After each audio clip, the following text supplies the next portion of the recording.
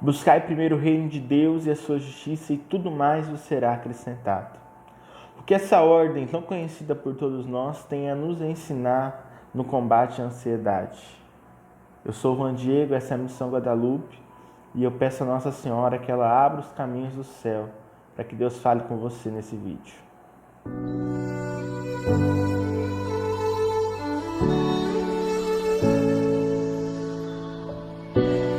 E aí, amigos, tudo bem? Muito bom ter você aqui, viu? Gente, nós estamos diante de um dos males mais difíceis de ser combatido nesses tempos. E de um dos males que mais atingem as pessoas também, a ansiedade.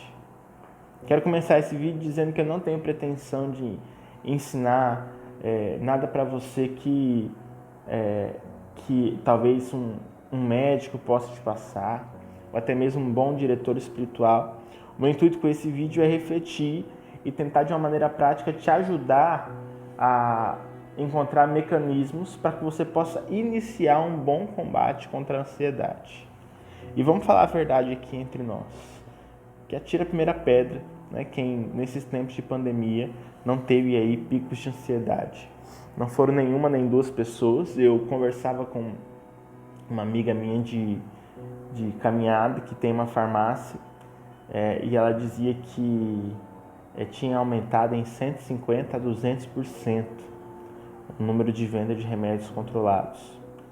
E eu já começo também, logo no início desse vídeo, dizendo que a ansiedade é algo extremamente normal, porém, se não tratada, chega a níveis de patologia e de doença e tira a paz, a dignidade da pessoa e rebenta ali com tudo que ela tem por fazer. Então, o intuito também desse vídeo é fazer com que você pare e pense se a sua ansiedade está num nível, entre aspas, normal, ou se de alguma forma você pode procurar um tratamento médico e viver um pouquinho melhor. Se você já chegou em níveis de patologia, de doença, é necessário, né, na maioria das vezes, e para mim foi necessário, que eu tive transtorno de ansiedade em 2014, tive síndrome do pânico um pouco mais forte agora, já em 2019, começo de 2019. E os relatos de ansiedade, gente, vêm desde antes de Cristo. Então, a ansiedade parece um demérito para quem é de Deus, um transtorno de ansiedade. Né? A primeira pergunta que eu me fiz em 2014, quando eu tive uma crise de ansiedade, eu tinha acabado de assumir a direção do acampamento juvenil, aqui na minha cidade, aqui em Tangará. E falei, mas Deus, eu estou tentando, né, ser teu e tentando servir, como é que isso me atinge? E a verdade que eu demorei para encarar e muito mais ainda para aceitar é que eu tinha deixado de vigiar uma porção de coisas e que se eu não mantivesse esse equilíbrio, eu ia acabar sucumbindo. Não é vontade de Deus, gente, que a gente sucumba diante da ansiedade, que a gente vá ali se espremendo diante dessa dificuldade. Muito pelo contrário. Como eu disse, é algo extremamente normal, um pouquinho de ansiedade, um pouquinho de, um dia a dia acelerado, mas isso não pode tirar a nossa paz. E quando começa a tirar a nossa paz, quando começa a refletir no nosso temperamento, no nosso trato com as pessoas, precisa sim ser tratado, precisa sim ser bem vivido, precisa sim ser bem orientado. Eu peguei um texto que é praticamente um clichê quando a gente vai falar de ansiedade na igreja. Mas continua sendo um clichê, né? Continua sendo um texto batido. Por quê? Porque o povo de Deus não entendeu ainda. Eu não entendi, você não entendeu ainda. Né? Deus, quando repete muito uma coisa pra gente, é porque a nossa cabeça está muito dura.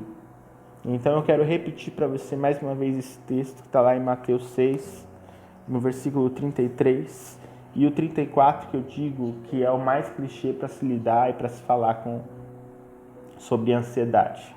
Mateus 6,33 diz assim: buscai em primeiro lugar o reino de Deus e a sua justiça, e todas estas coisas vos serão dadas em acréscimo. E o 34 diz: não vos preocupeis, pois com o dia de amanhã terá suas próprias preocupações.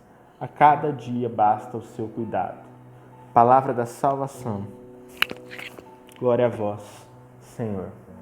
Gente, a ansiedade tem raízes, tem na sua essência coisas totalmente contrárias à vontade de Deus. Porque se tem um versículo que define a vontade de Deus, e até o vídeo que eu fiz de teste, antes de começar a lançar no canal, eu fiz sobre isso. Se tem um versículo bíblico que define muito bem a vontade de Deus para nós, e o direcionamento de como Deus quer que a gente viva nesse mundo, é esse versículo número 33 e o 34 do 6º capítulo de São Mateus, que vai dizer que o objetivo da nossa vida deve ser buscar o reino dos céus em primeiro lugar, não é em segundo, não é em terceiro, não é depois da casa, não é depois do carro, não é depois da família, é em primeiro lugar, e a sua justiça. E tudo mais nos será dado por acréscimo. E na sequência, ele vem dizer para não se preocupar com o dia de amanhã, porque ele sabe que quem não busca o reino dos céus acaba. Jesus sabia ao dizer, que quem não busca o reino dos céus acaba por si só se enchendo de preocupações. Duas raízes assim interessantes da gente saber e da gente vigiar. Por mais que a gente saiba, a gente tem que, a partir desse vídeo, voltar a vigiar em relação aos nossos picos de ansiedade. A primeira é a preocupação. A preocupação nada mais, nada é do que você começar a trabalhar, botar a sua mente para trabalhar naquilo que nem aconteceu ainda e que não é hora ainda de começar a trabalhar. Então você para de trabalhar no agora, começa a render pouco no agora e começa a se ocupar já pensando em como que vai ser lá na frente. Então a preocupação acaba tirando de você a capacidade, tirando de mim a capacidade de nos ocupar trabalhando para bem viver aquele momento. Um exemplo, você tem um montante X para pagar de contas aí no fim do mês. E você tem 2 clientes para atender durante o dia. Estou dando um exemplo meu aqui. Se você ficar com a cabeça trabalhando em como vai pagar essa conta, você não atende os 2 clientes daquele dia. Se atender, atende mal, não ganha o dinheiro que Deus preparou para aquele dia, não vive a preocupação que Deus preparou para aquele dia, e no final do mês você vai ter um monte de dia não vivido, não trabalhado, e não vai ter dinheiro porque não viveu e não bem trabalhou aqueles dias para pagar aquele montante X que começou a ser sua preocupação. Volto a dizer, eu não tenho pretensão nenhuma de te ensinar sobre ansiedade, mas eu quero aqui partilhar do que acontece comigo, do que eu tenho visto e do que eu entendi da palavra de Deus, que tem de ensinamento e de praticamente um enfrentamento, ali, um confronto entre a ansiedade e a vontade de Deus para nós. Na preocupação, a gente esquece também, da sequência desse evangelho que vai dizer, olha as aves do céu aí, os lírios do campo, eles nem plantam, nem colhem e não falta nada para eles. Deus cuida de você. Então, por maior que seja a tribulação, que a mensagem, as primeiras frases da mensagem de Nossa Senhora de Guadalupe ao índio Juan Diego, crave no seu coração. Ela dizendo, não sou eu sua mãe? Não estou eu cuidando de você? Então precisa haver uma busca no nosso coração para que a gente compreenda que se a gente estiver buscando a Deus em primeiro lugar, nos preocupar com qualquer outro trabalho, qualquer outro desamor, dissabor que tem na nossa vida, vai só nos atrapalhar. Uma outra raiz totalmente contrária a Deus na ansiedade é o desespero. A palavra desespero tem na sua etimologia a falta da esperança. Não é nem de esperar, é de esperança. E a palavra esperança, ela tem origem em um em um verbo, vamos dizer assim, esperanciar. É como se ela fosse algo que precisa ser vivido. Não é esperar e ficar lá de braços cruzados esperando. É esperar acreditando que as coisas vão acontecer. Porque o desespero põe a gente, né? Vou dar o exemplo daquela conta que você tem para pagar no fim do mês de novo. Você gasta todas as suas energias pensando de quando der errado a conta, o que vai acontecer com você. Então você fica, meu Deus do céu, vai dar errado, e quando der errado, fulano vai falar isso, e fulano vai falar aquilo. Né? E é assim no seu casamento, e é assim na sua paternidade, na sua maternidade, assim na sua vida de filho. Então, desacredita da capacidade de Deus de resolver o seu problema. Gente, o profeta Isaías, no capítulo 43, não me lembro o versículo, mas se você não tiver com preguiça, você lê inteiro, capítulo 43, que está lá. Ele diz, não sou eu, o Senhor, seu Deus, agindo eu, quem impedirá? E uma coisa que a gente não tem ciência, você já deve ter ouvido talvez que o pecado sem perdão é o pecado contra o Espírito Santo. E tem três vias de pecar contra o Espírito Santo que são mais claras.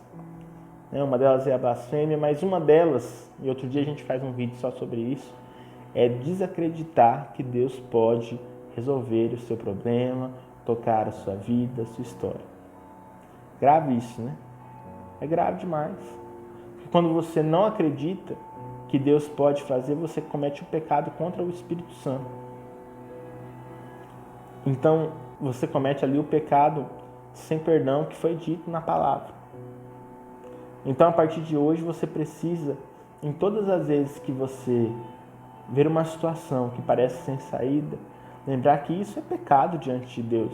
E não como uma punição, mas de que isso não agrada o Senhor e de que há um Deus que pode todas as coisas e continua cuidando de você. E mais, se você buscar o primeiro reino de Deus e a sua justiça, tudo mais vos será acrescentado e você estará na presença de Deus. Não é verdade? E aí então vai se cumprir a palavra de Romanos 8, 28. Todas as coisas cooperam para o bem daqueles que amam a Deus. Então você precisa ser uma pessoa que crê nas promessas do Senhor para você. Quero te dar aqui para terminar 3 passos para ter uma vida menos ansiosa. Gente, eu falar de ansiedade, para quem me conhece, é praticamente uma piada, mas como Deus usa o vaso, né? Conforme a misericórdia dele, não conforme a qualidade do vaso, eu coloquei aqui 3 coisas que eu gostaria de estar vivendo melhor para eu ser uma pessoa menos ansiosa e que eu entendi que da palavra de Deus pode ser extraído, tá? Essas 3 coisas são a oração, tá? A primeira coisa é a oração, porque ela estimula a confiança em Deus, eu anotei aqui, e divide a responsabilidade do seu problema com o Senhor. Ela não tira a sua responsabilidade, mas ela divide. Então você consegue a partir dali saber que você já comunicou a Deus o seu problema. Tem um efeito até psicológico nisso, mas muito mais do que psicológico, tem um efeito no mundo espiritual, onde você recorre ao Senhor e volta a acontecer na sua vida, na sua história, o milagre de Mateus 7,7. Batei-vos, será aberto, buscais e achareis. E é isso. Então, na oração, você consegue, em seus momentos de ansiedade, dividir a responsabilidade com Deus, estimula a sua confiança no Senhor. Eu posso dizer aqui que a ansiedade, na maioria das vezes, é uma falta de confiança no Senhor, mas eu não posso ser hipócrita aqui e falar para você, confia no Senhor, você tem que confiar. Eu quero aqui te dar um mecanismo de confiança no Senhor, a oração. E como é difícil, gente, rezar ansioso. Porém, você precisa lutar contra isso. Lutar contra a dificuldade que aparece ali. E um passo que você dá em oração, você começa a colher fruto. E no outro dia você dá 2 passos, colhe 2 frutos e assim sucessivamente, sem cessar. Tirando que com a oração você renova a esperança.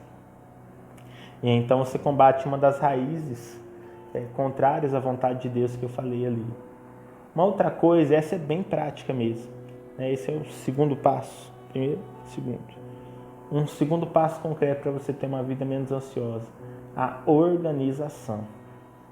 Gente, parece agora papo de coach, de psicólogo, mas não é. Deus é um Deus de ordem.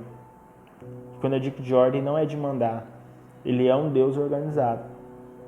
A maioria dos projetos dele, por mais que ele pela presença do Espírito, o vento sopra onde quer, como quer. Deus tem uma sequência e estabelece sequência para que as coisas dele aconteçam. Então, é necessário que a gente também estabeleça. Então, você organizar que você primeiro vai cuidar disso, depois vai cuidar daquilo, depois vai cuidar daquilo, não é se engessar quanto à vontade de Deus, pelo contrário. Pelo contrário. É organizar a sua vida para que você possa bem viver cada momento e em todos eles estar cheio de esperança de que Deus pode ajudar você.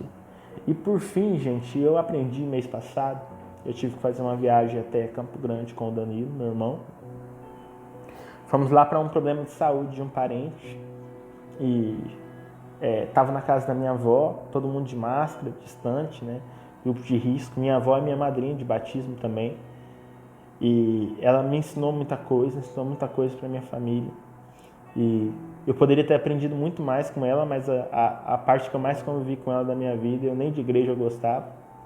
Né? Então, aprendi pouco, mas minha avó é uma intercessora, assim, fora de base, sabe? A fé que ela tem, né? Nesse tempo de pandemia aí que a gente custou assistir uma missa por dia, né? Na quarentena, ela disse que ela assiste 4 fácil. Aí você vai dizer, não, é porque ela tá velha, não faz nada, mas não é. É porque ela sempre foi assim. Não tenho lembrança de estar na casa dela e não estar ali numa TV católica. Enfim, falei tudo isso para você porque a frase que ela me disse é um conhecimento empírico. Assim, é algo do conhecimento dela. Não tem uma base teológica reforçada, apesar de ter coisa parecida. Mas ela me disse o seguinte: ansiedade não é de Deus, não. E ela nem estava falando de mim, mas ela estava olhando no meu olho, desse jeito. Ansiedade é um demônio que fica ali atazanando para a gente tentar. Tem que expulsar. Ela falou desse jeito para mim. Ansiedade tem que expulsar, porque é um demônio. E aí, juntando esse conhecimento da minha avó, que pode ser contestado, talvez teologicamente, mas existem sim algumas coisas próximas disso. Não tenho tempo para embasar tudo aqui. Mas em cima dessa frase de que a ansiedade é um demônio que precisa ser expulso, eu percebi que é necessário armas espirituais, como jejum e novenas, né? Coisas que possam te munir ali, encher a sua mão de armas para lutar contra essa ansiedade. Vou colocar principalmente o jejum e a penitência. Então, se você percebeu que você está ficando ansioso demais, por isso está descontando as coisas nos outros, está ficando ali praticamente insuportável, talvez ninguém teve coragem de falar ainda, mas você com essa sua ansiedade de querer resolver todas as coisas, está ficando terrível de viver com você, tá? Proponha-se também um jejum e uma penitência. Está chegando aí a quarentena ou quaresma de São Miguel, momento propício para isso também. Que você possa fazer uma penitência, cortar algo que você gosta, rezar de uma maneira diferente, fazer alguma penitência física para ter um efeito espiritual na sua vida. Fazer o jejum, além, se você faz o jejum de sexta, fazer mais um durante a semana, com esse objetivo, nesse oferecimento. Então, 3 passos concretos: a oração, para te aproximar e dividir a responsabilidade dos seus problemas com Deus; a organização, para que Deus possa ter o devido poder, né? Que o poder de Deus possa ter o devido efeito na sua vida, né? Em cada momento, em cada situação; e o jejum, para que espiritualmente você possa aí dar uma espadada de São Miguel aí na ansiedade e possa ter o coração em paz. Tá bom, gente? Deus abençoe a sua vida, a sua história. Se você é ansioso, né? Você pode comentar aqui embaixo alguma coisa que te ajuda a lidar com essa ansiedade. Se você conhece alguém que tem vivido, que nesses tempos de pandemia desenvolveu ansiedade, síndrome do pânico, qualquer coisa desse tipo, manda esse vídeo para essa pessoa. Eu sei que eu posso estar repetindo um monte de coisas que ela já ouviu, mas eu espero ajudar de alguma forma. E se você gostou desse vídeo, você curte aqui, se inscreve no canal, né? Manda para alguém aí, como eu já disse. Tamo junto, tá bom? Deus abençoe a sua vida, a sua história. Que você busque primeiro o reino de Deus e a sua justiça. e tudo mais vos será acrescentado. Deus abençoe. Nossa Senhora de Guadalupe, rogai por nós.